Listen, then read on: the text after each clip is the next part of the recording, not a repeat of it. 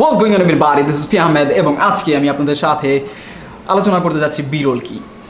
তো বিরল কি সেটা জানার আগে আপনারা আমার রিসেন্ট দুইটা বিরল করেছি আমি, ফার্স্ট বিরল এবং সেকেন্ড বিরল, সেটা দেখতে পারেন। সেটা দেখে এসে তারপরে এই ভিডিওতে আপনারা জয়েন করেন, তাহলে বুঝতে সুবিধা হবে অ্যাকচুয়ালি যে বিরল কি। যদিও ওইটা শুধুমাত্র বিরল, ওটাতে কোনো এরল নাই। ওকে, তো বিরল সম্বন্ধে কথা বলার আগে রোল দ্য ইন্ট্রো। দুঃখিত, ইন্ট্রো এখনও বানানো হয়নি, সো আশা করছি আপনারা পরবর্তী ভিডিওর মধ্যে ইন্ট্রো পাবেন। আর সেটা হচ্ছে ভিডিও শুরু করার আগে, যেহেতু আমি বিরল নিয়ে কথা বলতে যাচ্ছি, সো আমি আমার হবে যে যারা প্রফেশনাল তারা ভিডিও না দেখলেও কোনো সমস্যা নেই, কারণ হয়তো আপনারা হাসতে পারেন আমি এত শর্টে কেন বলছি, কারণ আমি খুব যতটা সংক্ষেপে পারি এটা বিরলটা বুঝিয়ে দেওয়ার চেষ্টা করবো। আর যারা অ্যামাচার আছেন তাদের জন্য বলছি যে আপনারা যদি আমার ভিডিও দেখে না বুঝে থাকেন তাহলে ইউটিউবে অনেক ভিডিও আছে, আপনারা দেখতে পারেন। তবে আমার মনে হয় না যে আমার ভিডিও দেখার পরে আপনাদের আর এটা সার্চ করার দরকার হবে যে বিরল কী জিনিস। বিরল জানার আগে আপনার যেটা জানতে হবে সেটা হচ্ছে এরল কী জিনিস, কারণ এরলের পরে হচ্ছে বিরল। এরল কী জিনিস? এরল হচ্ছে আপনার মূল যে ভিডিও, আপনি যে ভিডিওটা বানাচ্ছেন, ধরেন এটা ডকুমেন্টারি হতে পারে বা আপনার কোনো সাক্ষাৎকার হতে পারে, মুভিও হতে পারে, ট্রেলার হতে পারে। ট্রেলারের মধ্যে অবশ্য ম্যাক্সিমাম বিরল থাকে, তো সেটা হচ্ছে ট্রেলার আমরা মানা চাই।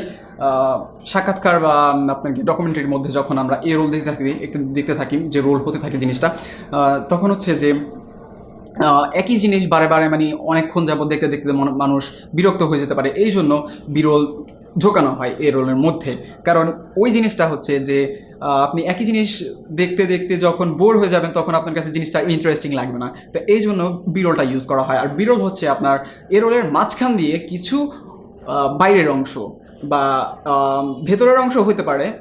বাইরের অংশ বলতে আর কি, এটা ভেতরের অংশ না, ডেফিনেটলি বাইরের অংশ বলতে আপনার স্টুডিওর বাইরে হতে পারে, ভেতরে হতে পারে, ওইটা ম্যাটার না। ম্যাটার হচ্ছে যে আপনি এটাকে কী করছেন, আপনি অন্য একটা সাবজেক্ট নিয়ে আসতেছেন, এটা হচ্ছে বিরল। যদিও সংক্ষেপে অবশ্যই সংক্ষেপে বিরল করতে হয়, কারণ যেহেতু আপনার মেইন এরোলের মাঝখানে আপনি একটা ভিডিও করছেন, তো ডেফিনেটলি ওটা খুব বেশি বড় করতে পারবেন না, এটা হচ্ছে কথা মাথায় রাখতে হবে। তো আর বিরল কিভাবে করলে সবচেয়ে ভালো হয় বা আকর্ষণীয় হয় সেটা হচ্ছে যে বিরল এখন আপনি যদি পারেন, আপনার কাছে যদি ওই থাকে মানে গিয়ার থাকে, সেটা হচ্ছে যে 120 FPS করলে অনেক ভালো লাগে যদিও এটা, কারণ বাটার স্মুথি বিরল হয়। কিন্তু ব্যাপার না, আপনি যদি আপনার কাছে না থাকে তো আপনি 24 FPS করতে পারেন, ইভেন 60 FPS করতে পারেন, সেটাকে আপনি স্লো ডাউন 24 FPS করতে পারেন, সেখানে আপনি স্লো মোশন পাবেন। তবে এইটা নেসেসারি না যে আপনার 120 FPS বিরল করতে হবে।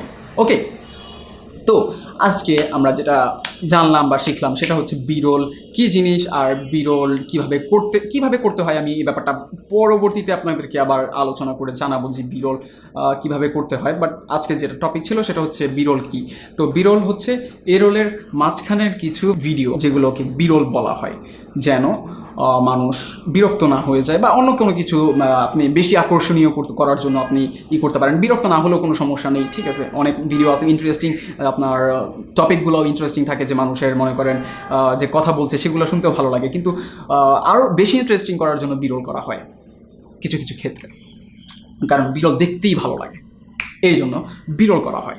আর এটাকে বলা হয় বিরল, এরোলের মাঝখানের কিছু অংশ। ওকে, তো আজকে এই পর্যন্তই।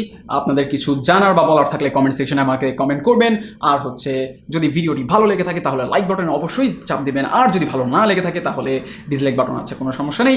লাস্টের কথা হচ্ছে আমাদের চ্যানেল সাবস্ক্রাইব করতে ভুলবেন না, আর অবশ্যই বেল বাটনে একটা ক্লিক করে যাবেন। বাই, আজকে এই পর্যন্তই।